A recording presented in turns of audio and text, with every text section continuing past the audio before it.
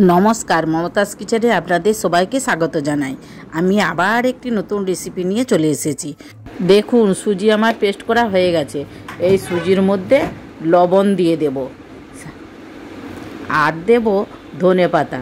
আপনারা কাঁচা ধনেপাতা দিতে পারেন, আমার কাছে কাঁচা ধনেপাতা নেই, তো তার জন্য আমি শুকনো ধনেপাতাই দিয়েছি। এই শুকনো ধনেপাতা আমি 1 বছর পর্যন্ত রেখে দিয়ে খাই।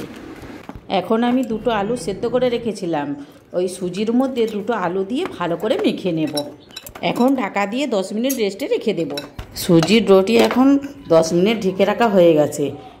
দেখুন একটু নরমও লাগছে, তাই 1 চামচের মতো ময়দা দিয়ে আর একটু ভালো করে থিসে নেব। আর সব নিচিগুলি কাটা হয়ে গেছে, এখন 2 হাত দিয়ে একটি একটি করে পাকিয়ে নেব।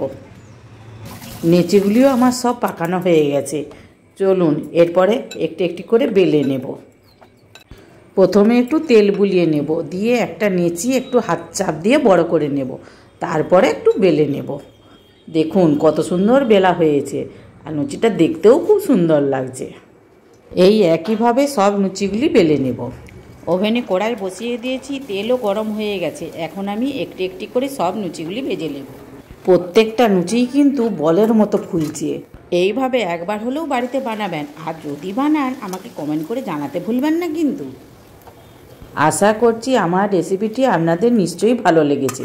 আর ভালো লেগে থাকলে একটা লাইক ও কমেন্ট করবেন, আর সাবস্ক্রাইব করবেন, আর বন্ধুবান্ধবদের সাথে শেয়ারও করবেন।